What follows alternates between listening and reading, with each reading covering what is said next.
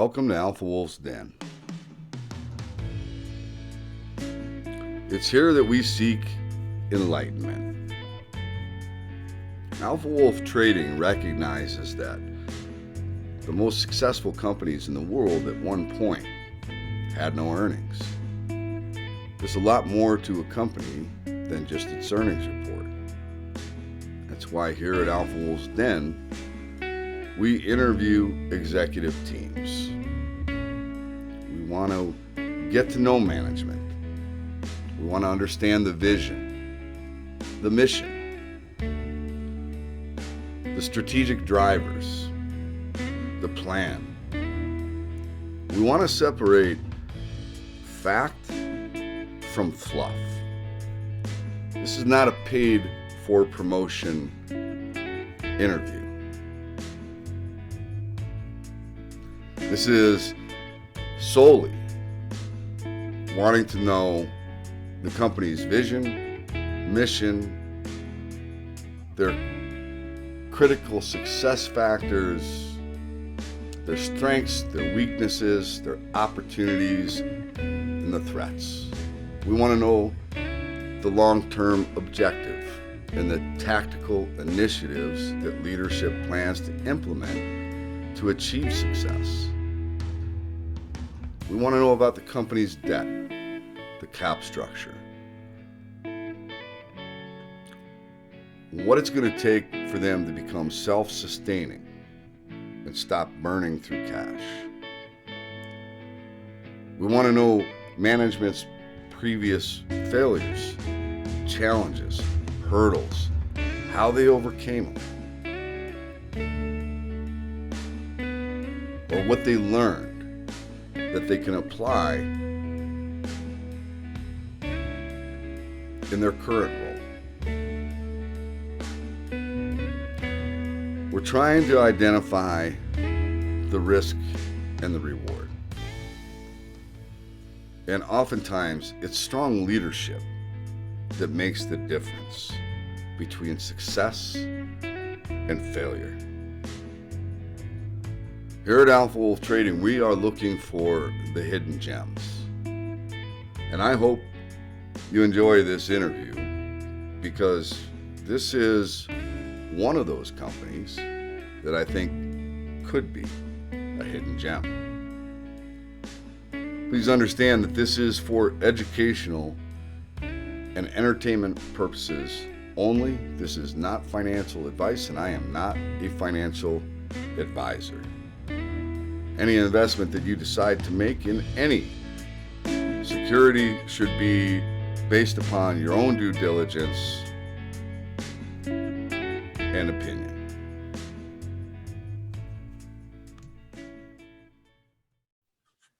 Hey, what's happening, everybody? Tim from Alpha Wolf Trading coming at you with another CEO interview. I'm super excited because this is a really sexy story.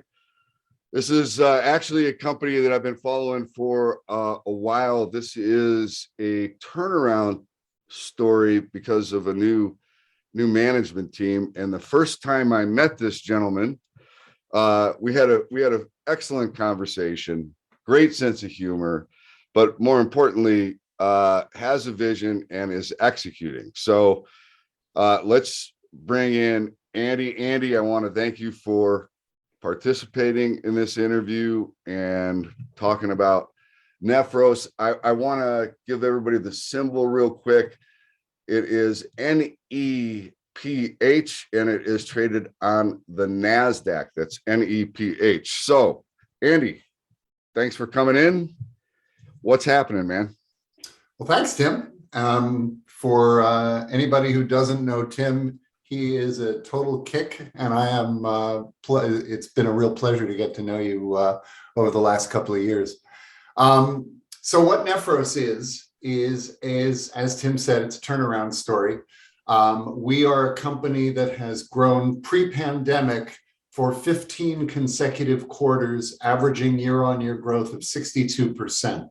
During the pandemic, we went down for 3 quarters, and now we've turned back around and we have 4 quarters of growth under our belt, averaging around 20-25%, a little bit less than in the 2019 timeframe, but compounded annual growth rate over the last 5 years with all the ups and downs is 35% on the company. So it's a pretty great turnaround story, in my opinion, as an investor. We are in the water business. We are a water solutions company, primarily in the medical side, but moving into commercial as well. And I'll try to give you an idea of how we think about the business and how we vet for business ideas that we are pursuing. Fundamentally, Nephros is a company that looks for small niche businesses that we believe can each be $50 million in sales or more in the next few years. And so our first of those, and we've got 5 of them right now, 3 in water filtration and 1 in pathogen detection, and then a legacy business in the dialysis world. So let's start with water filtration. That's really that's where almost 100% of our revenue is. And there are 3 areas that we focus on in water filtration. The first is in hospitals for infection control. We put our filters, which are small, they're just about this big for the most part, and they go where immune compromised patients touch water. So at their sinks, at their showers, at their ice machines. And these are medical devices, class 2 FDA cleared medical devices that filter out, that retain all bacteria and all viruses from the water to keep patients safe. We've all heard of Legionella, which causes Legionnaire's disease, and E. coli and Pseudomonas. There's a whole bunch of other bacteria that most of us have not heard of, but the filters take care of all of that. We're now in about we're in about 1,000 hospitals in the United States. There's about 6,000 hospitals. So site-wise, we're covering around 15%, plenty of room to grow. But more importantly, I think, is that we have room to grow within hospitals. We are very much a land and expand kind of a company. So when we've been in a hospital for 6 months or 12 months, we may have sold $5,000, $10,000 worth of filters to them. Over time, those numbers go up by 2, 4, 10-fold and even more. So it's a very leveraged model. It is a recurring revenue model. The filters are disposable. They last 3 to 6 months, depending on the model, and they need to be replaced. So for hospitals that are proactively managing their risk, that are proactively protecting their patients, these filters are used to on a recurring revenue basis. And we have about a 94% retention rate with our customers, with our sites. And so it kind of behaves like a high-end subscription business. And so you've seen the business go from $1 million or so back in 2014 to a $10 million business over the last couple of years. So that's our main business. As I said, that's about 90% of our current market today. I'm going to stay in water filtration, though, and go into the other 2 areas of water filtration that we have. One is, frankly, it's the same filters that I just described to you for infection control, but they are labeled differently, and they are used to purify water in dialysis clinics. Now, you all know that dialysis is the cleaning of the blood. You take dirty blood on one side of a filter membrane and clean water or dialysate on the other side. And you, I'm sorry, just got distracted for a second. And basically the clean water cleans the blood, is flushed down the drain, and the blood goes back into the patient. The filters in that space are obviously highly sensitive. They touch blood. They also have to be FDA cleared devices, And about 10% of our business is, actually, it's about 20% of our business is the filters that go into dialysis clinics and also into portable and home dialysis machines, which is a hot market right now. And frankly, the dialysis business, while smaller than infection control, is actually our fastest growing business at around 20%, consistently even through the pandemic. The third area, which in water filtration. Hey, Andy, on the dialysis, are you still awaiting the 510K clearance on the new product that you guys? I am, and let me hold off on that for a minute, Tim, because, and this is a question that a lot of people get confused with for us. We have dialysis water purification, which is what I just described. And then we also have a dialysis machine, which is the last thing, the fifth thing that I'll talk about. It's actually a legacy business. Got it. Okay. Thanks for making that point. The third area of water filtration is the commercial world, non-FDA cleared. In this world, we focus primarily on ice machines and on beverage dispensers in food, beverage, and hospitality situations. So convenience stores, hotel chains, quick service restaurants, things like that. And here we compete against 3M's Kuno brand and Pentair's Everpure brand, and we're a little speck on the map, but we are beginning to make inroads there, and the ability to sell a large contract there to make a real difference to a company that's only doing about 10 million in revenue, we think makes this business very, very worthwhile to us to pursue. So we've got, again, on water filtration, we've got filters for infection control in hospitals. That's about 75% of our revenue.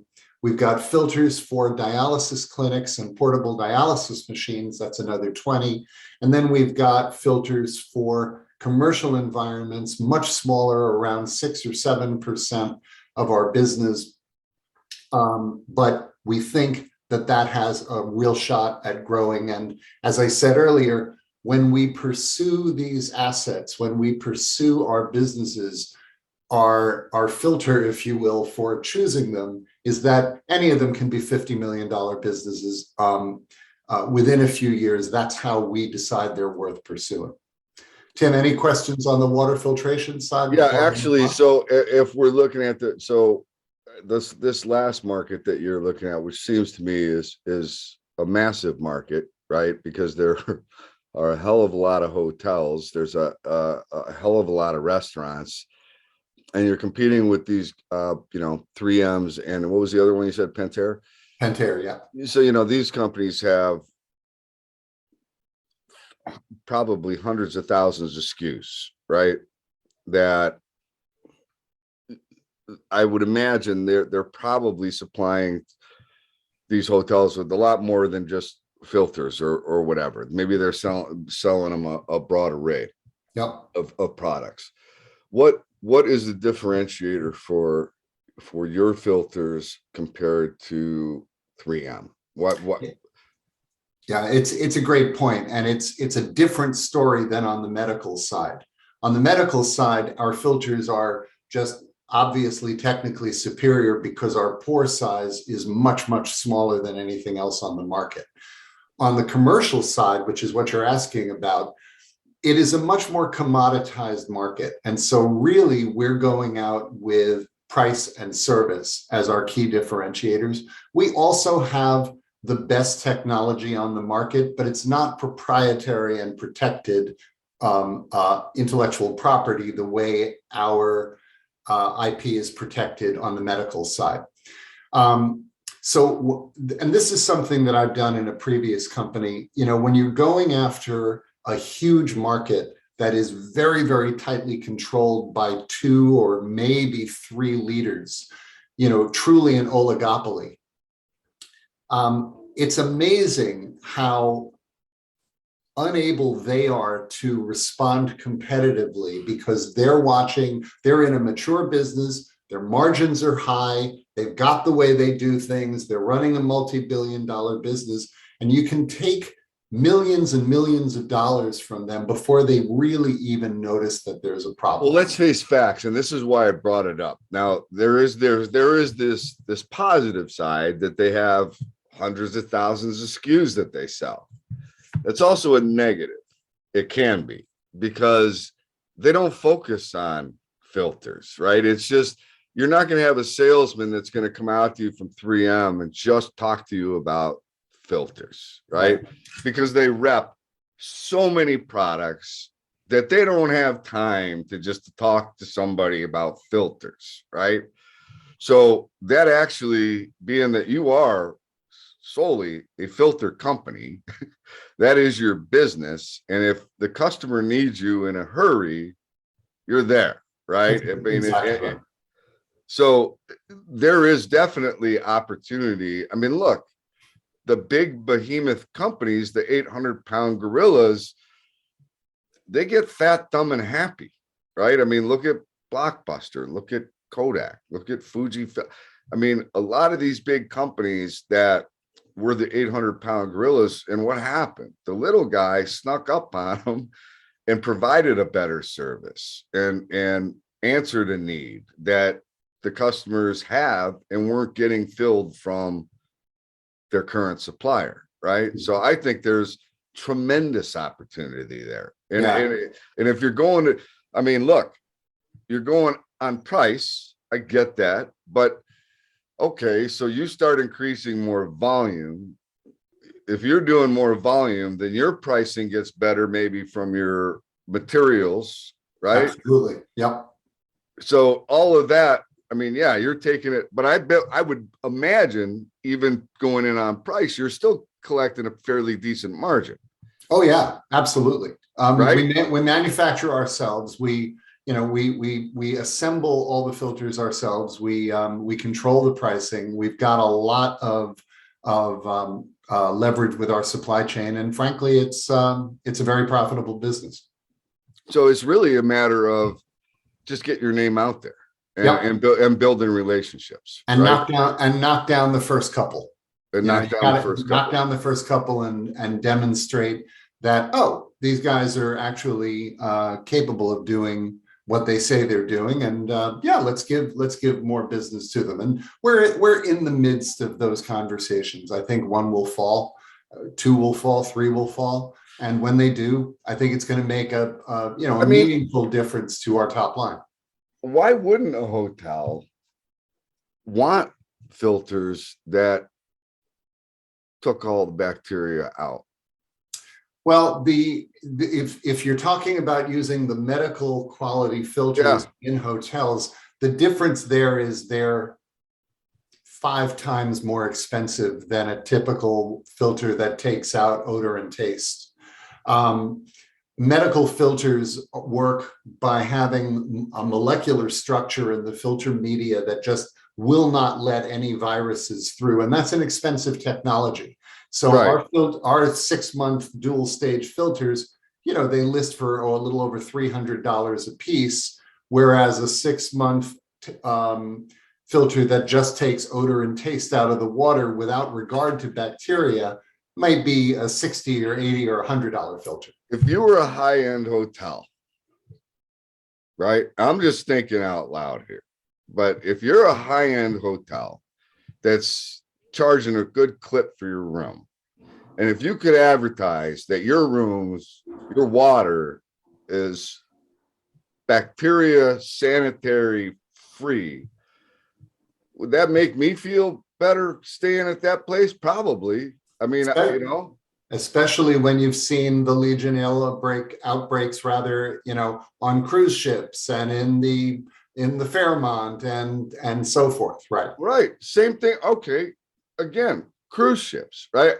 To be able to say, look, we've got a filtration. I mean, look, you're paying a premium to stay at our hotel, but here's the things that we're providing for our guests. right? Right. Which is above and beyond.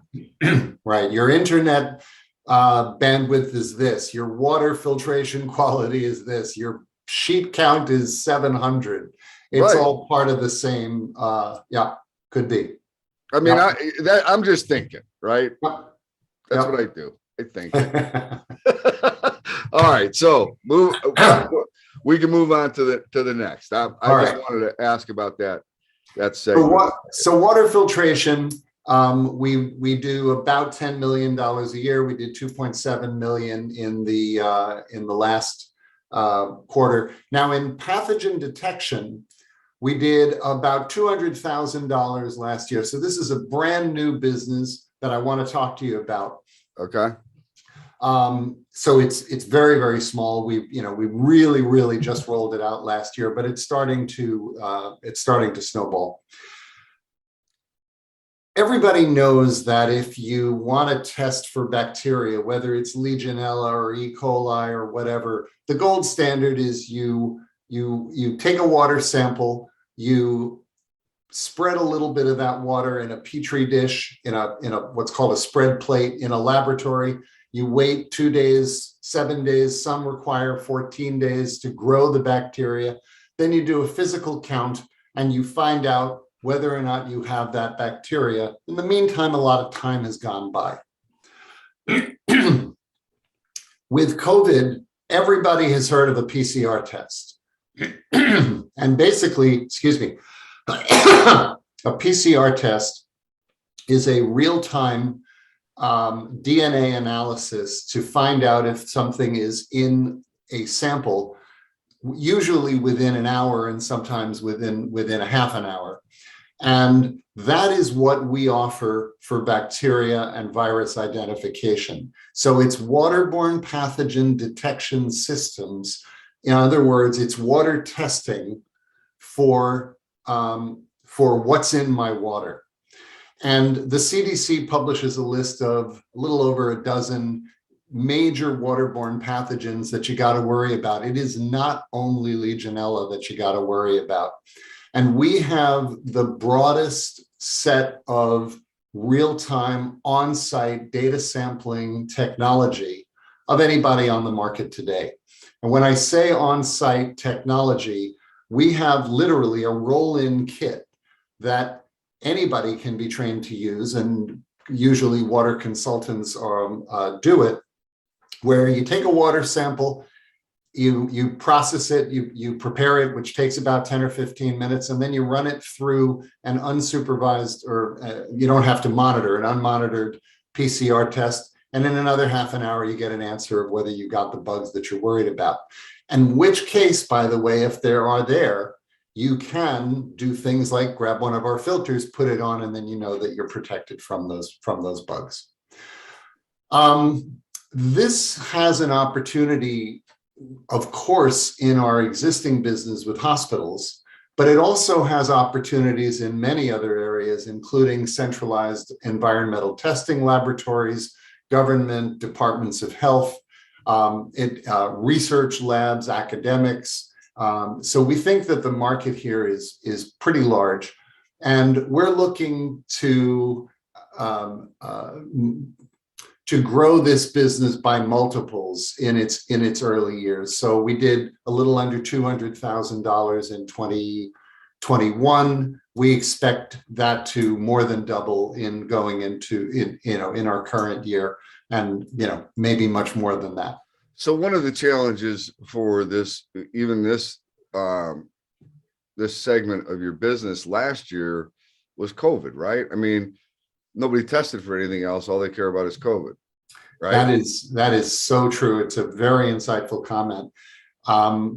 Just as an anecdote, in 2019, we did over $2 million in emergency responses when Legionella outbreaks happened in hospitals. Magically, in 2020, that went down from over 2 million to about $200,000. Is that because Legionella went on vacation? No.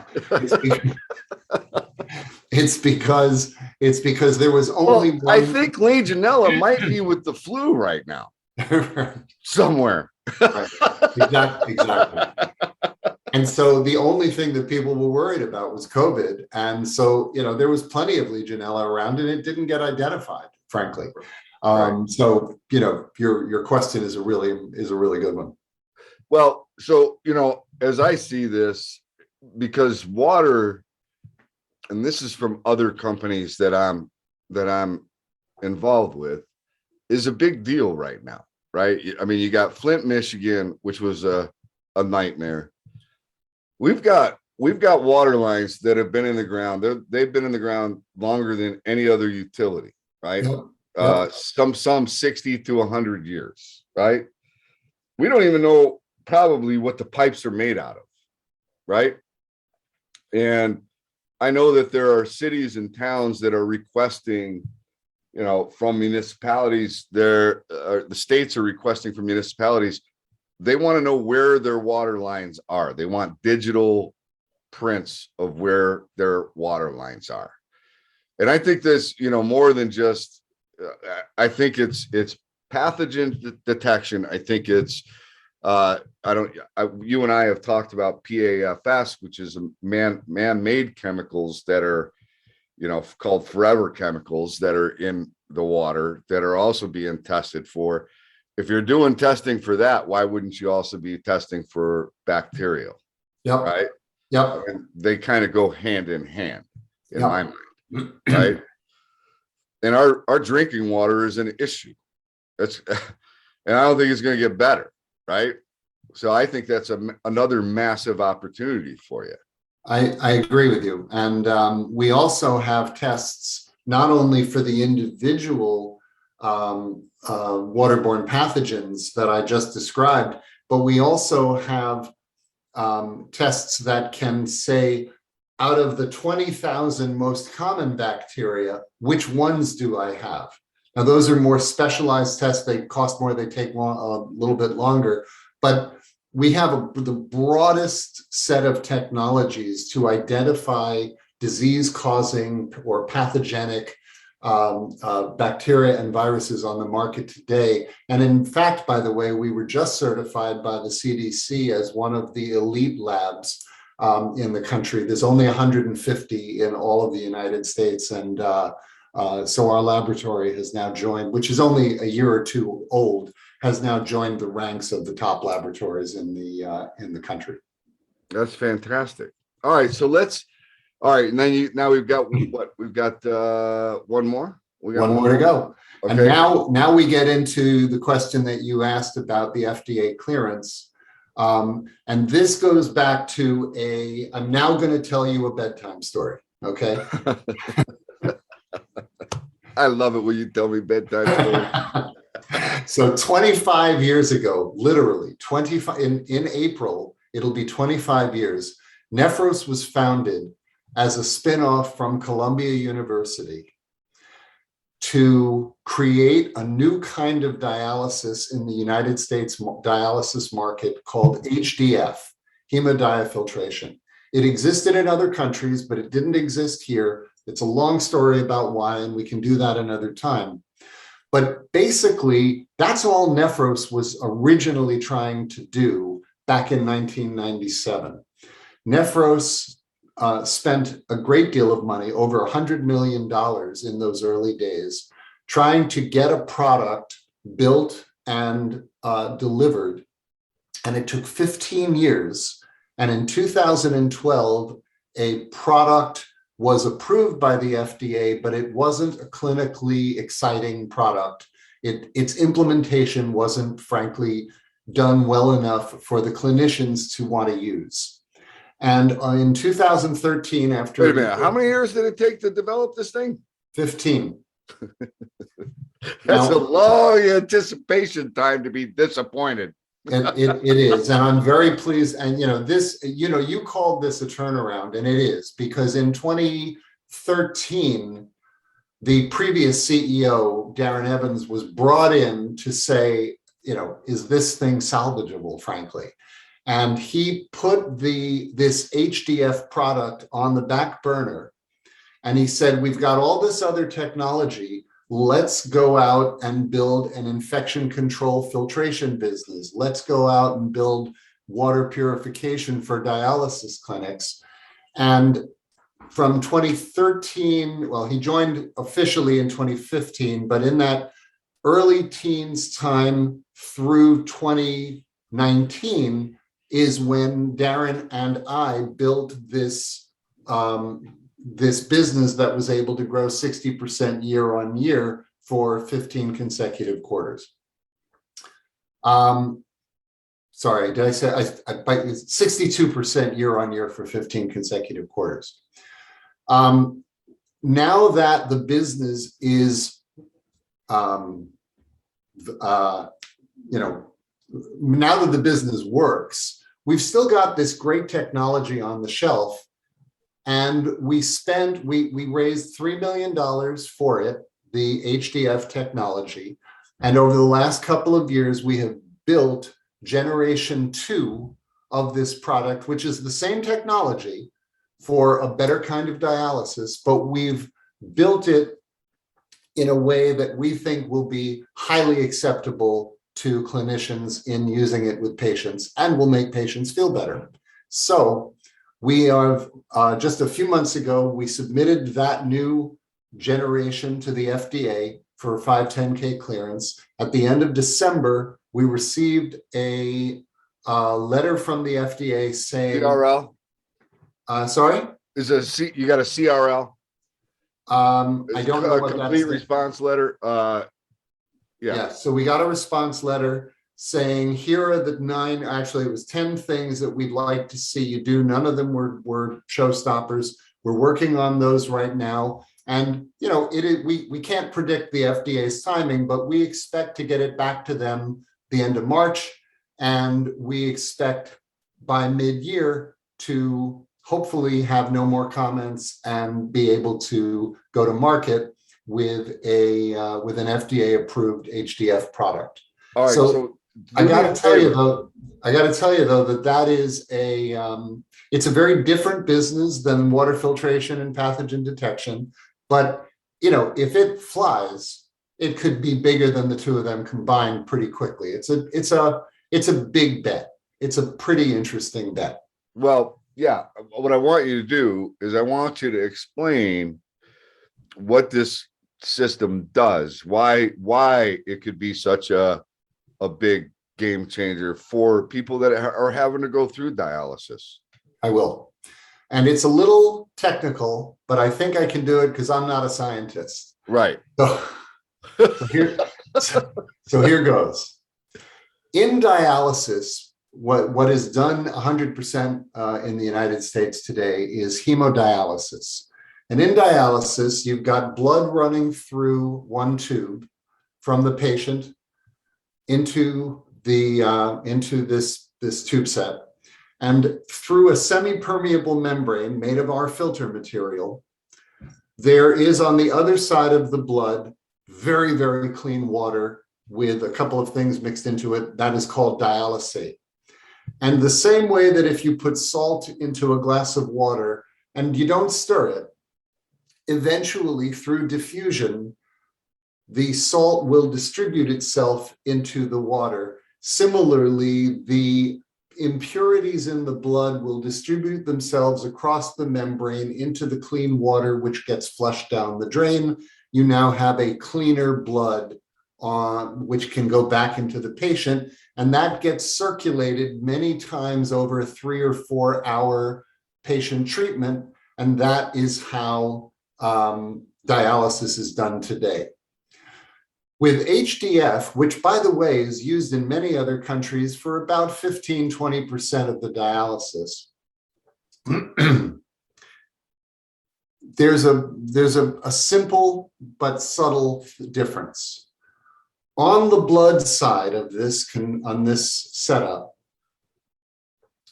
additional clean water is injected into the blood, additional dialysate. So you've got the dialysate over here, and then you've got a blood and dialysate mixture over here. So the pressure is greater now on the blood side because it's like a balloon that's been filled up, and it's forcing larger molecules across this barrier between the blood side and the plain dialysate side, which causes a different quality of clean, if you will, because not just the smaller granules of salt in our analogy, but the larger molecules are also being pushed over. And we have, anecdotal evidence that, and again, it's not our evidence because this is done in many other countries throughout the world. We have anecdotal evidence that says instead of a person coming home from dialysis and laying on the couch, because dialysis is exhausting, just ask any of your relatives who've gone through it, they come back to the house and make dinner. They feel better. They feel qualitatively better. Now, there's an additional cost of $20-25 per treatment to being able to do HDF because there's another tube set involved using with our machine. Our machine, by the way, bolts on to an existing dialysis machine. It's not a separate whole $50,000 machine. And sorry, I just lost my train of thought, but you've got a filter.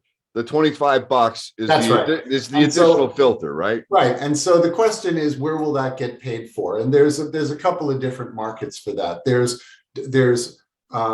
patients who are simply going to demand it because I don't care if it costs me an extra $25 because I like it better, it feels better, right? And this is my life I'm talking about. I don't come home feeling like I have a hangover. Right. Exactly. And then the other is, the clinics may want to, for certain classes of dialysis patient, eat into their own margin because they know that the patient's going to have a different quality experience and they're going to be able to attract more patients. So we think that the market has room for it to take care of itself to drive behavior with this new kind of dialysis. And by the way, of it is not just the machine that you bolt on, which there's the cost of that, but you have the razor blade model because you have to replace the filter every single time, right? Exactly so. Okay. And it's not an expensive setup, but it is $20-25 each time. And of course, and frankly, our machine is not where we're going to make the money, the same way that we don't make a whole lot of money in pathogen detection with our little PDS computer. We make money on the test strips that you have to buy every time you want to run a test. It's the same kind of thing with the HDF machine. Exactly. Got it. Okay. So filter business is actually a little more exciting than it sounds when you just kind of, it's a filter company. Yeah, exactly. People think, oh, it's my refrigerator filter. This ain't a refrigerator filter. All right. So mid-year this year, you think, look, FDA, who knows, they could be backed up because of COVID. How did COVID impact you from a supply chain standpoint? Was that an issue for you guys? I'm pleased to say it was not. And the reason for that is that when COVID hit, the first place it hit was Italy. And Italy is where most of our medical filters are made. And so we spent a lot of money ordering lots of extra supplies and inventory. And we almost doubled our inventory so that we had protection. And then over the course of the next year, of course, the supply chain got more comfortable. We're not having any of the supply chain issues that you hear about today. Most of our stuff comes in through Newark, not LA, which is where the big problems are coming from. Very little of our stuff comes in from China. It's just not a big deal for us. Okay. So you had, I don't know if it's wrapped up now, but you did have a facility here in Vegas where I am. We still do. We still And do. We but you're are going to move that to New Jersey and consolidate all of our filtration in one place. That'll okay. happen probably in the middle of the year, give or take. Okay. So I mean, plans on reducing your costs, right? Yep. Your overhead. Yep. Okay. Let's see, 99. So I did want to ask you though, on the filters that like for the hospitals, you guys don't install those? You just send them out so that their maintenance crews take care of all that? Is that how that? For the most part, but I will tell you that our sales team are all, you know, it would be a stretch to call them master plumbers, but they're all pretty darn good plumbers. And when we go on site to meet a customer, we don't just say, and then you get somebody to take care of that for you. We show them how to do it. Okay. And we also have a small service team in the New York area where we're based. But so we don't, you know, my guess is that our service revenue is 3% or something like that of our total revenue. Mostly what we do is products. We're a product company. On your filters, is there an easy way to, like you said, most of your filters, they last 3 to 6 months, 3 to 6. Is there an easy way to identify on the filter, like just really quickly see if I'm looking at it, this filter is like 90% toast? Is there any kind of a visual thing like that? Yeah. There's 2 ways. Okay. The first way is with every filter we sell, medical filter we sell, we give you a little stick on and you push the button, you push a button on the stick on thing. And over the course of 3 months or 6 months, depending on which one you buy, an ink runs across this little area so that you can see how much time is left on the filter. Okay. But let's say you install a filter and you're in, I don't know, the sticks of Arizona and you've got really bad water or wherever you may be. And you've got really bad water and it is using up your filter's capacity. What happens with our medical filters is that they simply slow down. The water flow goes down as they get clogged. The water quality doesn't go down, but the water flow goes down. So you can use that as a proxy. You know, if you're in a place where the water is just terrible and we can't control for that, as long as the water is flowing well, you're fine. But if your water is reducing in flow, you might want to change your filter. Got it. Okay. So there's 2 ways. And I was actually thinking if you're, I mean, because you're a hospital, you have all of these, I mean, that's a lot of filters, right? Yeah, Sinks and I mean, and I'm thinking as the maintenance guys, how cool it would be to have, and I'm throwing something out at you here, man, but you know, some kind of a mobile app that identifies, you know, hey, this filter is going bad, or you know what I mean? I do. Where they get notified somehow, some way. Yep. I don't know. I mean, that would probably be an expensive proposition, but it would be a differentiator, right? I don't know if it sure would. It sure would. I won't tell you that we're not looking at things like that, but I don't have anything around the corner that I'm ready to, you know, that right. coming out with anytime soon. I'm just thinking out loud, Andy. You know how it works. You're a creative man, Tim. All right, listen. So values, transparency, integrity, approachability, quality, service, right? And those are the differentiators for you guys. They are, and you know, every company has their values and they put them up there, and frankly, they sound like each other's.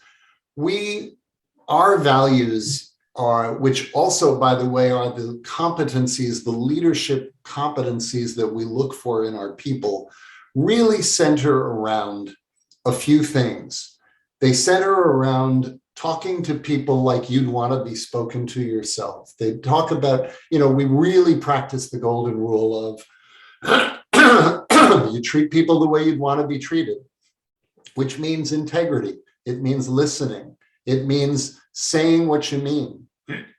We also treasure people who speak up and aren't afraid to say what's on their mind. Sometimes we say to a customer something a customer doesn't want to hear. That's okay, because what we'll do is we'll give them the very best of our advice.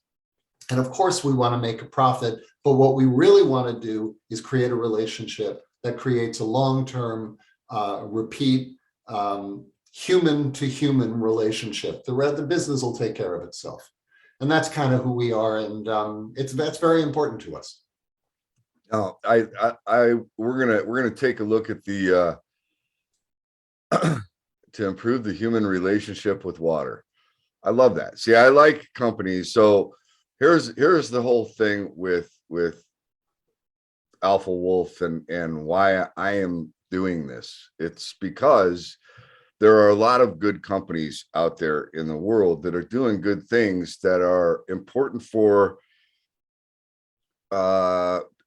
people's safety, for, you know, water quality. I think is going to become more and more and more important, right? So I like getting the word out about small companies. I'm a Cleveland Browns fan, man. I like I like the underdog. I mean, it hasn't worked for me in football, but it has worked for me much better in businesses, and recognizing good leadership. To me, and I say this over and over and over again, you can have a great product, you can have a great service. If you don't have great leadership, I think the odds are stacked against you, right? And from the first day we met, your sense of humor, but also, you know, you're very passionate about the filter business and what you do, and knowledgeable, right?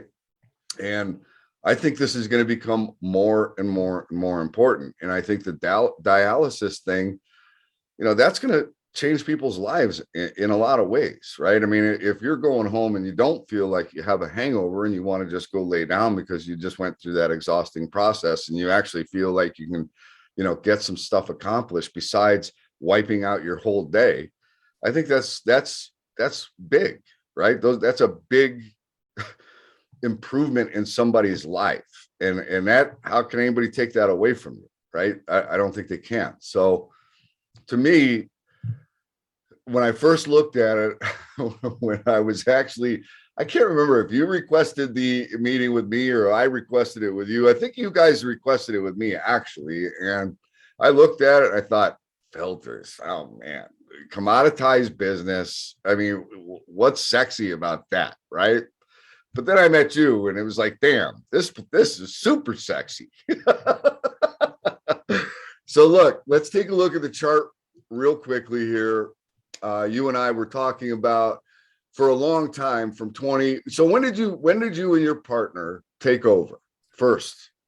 Well, he started in mid 2015. I came right at the beginning of 2017. So isn't this somewhat ironic? 2017 is when Andy shows up, and 2018 is when you start. We actually, let me back this out a little bit. So basically between 2016, 2018, I mean, it did have a couple of little rises, but then the real trend change started in 2018. Yep. Right? Now, if you're looking at this chart and you're a technical person, you're saying, okay, the chart is broken. I will tell you that is what they are going to say, right? And they're only saying that because of this trend line right here, right? You were stair stepping up, right? And now you've broken that trend line to the downside. And once you do that, and you lost a pretty big area of support here at about $6. And now we're sitting, we're approaching another big area of potential support, which is going to be somewhere, let's say, between 350 and 450. That is and the reason why I'm saying that is because if you look back here, these are areas of they're touch points where you have congestion, right? And that's prices of stocks have memory. That's just the way it is. This was supply. There was probably supply here, and it took a while to absorb that supply. And just as it acted as resistance on the way up, likely going to act as as support on the way down. So the big area for you is somewhere between 450 and $5. That's your next really significant area of support, right? But what I will say is this is not well, it is kind of specific because you were having the growth and then COVID put a hurt on you, right? But you've got some pretty sizable potential catalysts on the horizon. I don't think we need to be concerned about the economy shutting down, right? I think that's off the table.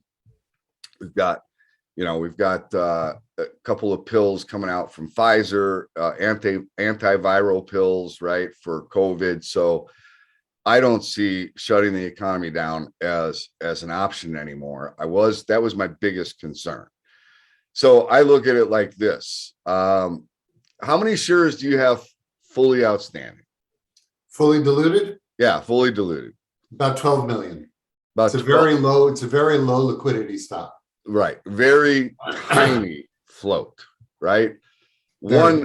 Just one FDA approval, and that product taking hold could really have an impact on this stock in a very meaningful way. Actually, any sizable, if you landed a hotel chain, that would be a very sizable event for this company, right? So you've got 12 million shares. Let me ask you another question. Sure. Have you been buying any shares yourself in the open market? Hell yeah. Now I feel like I paid too much because I bought at 7 something. I think I bought, I don't know, around $40,000 middle of the year of last year. I've got personally, and this is public record, I've got, personally invested over $250,000 of my own money, never mind options and so on. I believe in this story. I cannot buy right now. You have a blackout period. Right. I'm in a blackout period until roughly March 1st. But I've been buying since the day I joined the company. Look, you can't control your stock price. You can control your company's behavior. The stock price happens, somebody wakes up in a bad mood, or somebody needs to to plan for their retirement and change a fundamental position in their investment. With a business as illiquid as Nephros is on the stock market, I don't like it any more than anybody else does when I see the price go to $5, which is what it traded at yesterday. But it's not fundamental to the business. It's fundamental to what a couple of people are thinking. Because, I think our average trading volume is a few thousand shares. It's 5,000 or 8,000 shares. So what a couple of people are thinking that day is what's driving the price. I just don't get overly pumped up about that. I don't get overly worried about it because I know what we're building. I know how hard we're working on it. I know what successes we've had. Sometimes, you get disappointed. The FDA gave us a list of 10 things we got to fix. That's going to take 3 months. We were hoping not to have to do that. But guess what? We're going to do it. And right. That's okay. And that's okay. And you're going to have setbacks. And then you're going to have some wins. And we've had a couple of setbacks. And I just don't have a lot of time to worry about what's wrong, because I got a lot of work to do to continue to build on what's right. Right. Now, look, Andy, I think it's very clear that since you have gotten involved, taken over the company, you're working on things to bring down costs, right? Remove some overhead, improve the margins. You've got exciting products, and whether it takes another 2 months, 3 months, my belief is at some point you're going to get that 510K clearance, right? And whether that's 6 months from now, who cares? Who cares, right? If it changes people's lives and makes people's lives better, who cares? It will get done, right? So that is something that is out there. right now, the overall small cap, mid cap space in general is under a lot of pressure. It has been for 8 months, right? This is not company specific. This is sector specific, right? There are a lot of good companies that have been getting pounded for 8 months. And, here's the reality of it. I was watching CNBC the other day and they're saying, where should people be putting their money? And they're telling them to put it in Apple and Microsoft and Nvidia. And, here's the thing. And this is what Alpha Wolf is all about right here. This is Apple's chart. Now, do you see anything that might be a little bit of a red flag? This is damn near parabolic.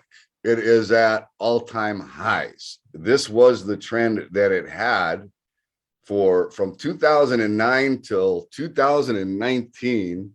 It was on a very gradual slope up. That is damn near straight up. Same thing with Microsoft. Now, why is this important? Well, the reason I believe this is important, because this is where they're telling people to put their money. Nvidia, Microsoft. And if you look at all of these charts, they're very similar. Now they are starting to break, and that is why we are seeing some massive moves down in the indexes, because these guys have a huge weighting within the indexes, right?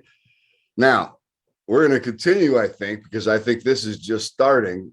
If you look at Peloton, which were some of the big runners, that is what their chart looked like. This is where it is today. Wow. When it broke that trend, and doesn't that look very similar to Microsoft and Apple and Nvidia? Okay, I'm not saying that Microsoft, Apple, and Nvidia are going to go down here. I don't think that we'll get that extreme, but Zillow is another one. You look at these charts, and this is where they're telling people to put their money. Apple, Microsoft, and those. And then you have a company like yours, which, if you're going to ask me, is Apple going to double in the next 6 to 12 months? I think the odds are very unlikely. If I look at your company, who's got some catalysts, a very small float, and I think, maybe I'm stupid, that the odds of your company doubling, tripling, or maybe even quadrupling in the next 6 to 12 months is much more likely than any of those major mega caps. And that's what this is all about, right? Does that make sense? It sure does. Makes sense to me. All right. So that is where, that's where I'm at. I can't tell people, they can't take this as, I am not a financial advisor. I'm not telling anybody to buy the stock. Do your own due diligence. Andy, you have an investor relations department. You have do you have a email alert service for investors as well? Yeah, we do. If you just go to our homepage, you just scroll down, you'll see, you can just put in your email address and we'll send you an occasional email. So anytime that you guys have a press release or SEC filing, it'll get sent to the email. Yep. Perfect. Exactly. Right. I highly recommend taking a look at the stock, doing your own due diligence. I think you've got insider participation. Andy, you're probably available if anybody actually wants to talk to you, right? Anytime. I talk to investors all the time. Okay. I want to thank you. Hang around for a second, unless there's anything else that I missed. No, I think you did a great job, as always. Okay. Thanks, Tim. Appreciate it. Thanks for coming in. Hold on for a second. I'm going to stop the recording. You bet. Hey there, stock junkies. Thank you so much for tuning in to Alpha Wolf Trading CEO interview with Nephros, traded on the NASDAQ under the symbol NEPH. And the interview was with CEO Andy Astor. I hope you enjoyed today's interview. And if you did, do us a favor. Give us a like. Give us a share. And hey, while you're at it, why not give us a follow? Until next time, stay safe. All of us here at Alpha Wolf Trading wish you the very best of success.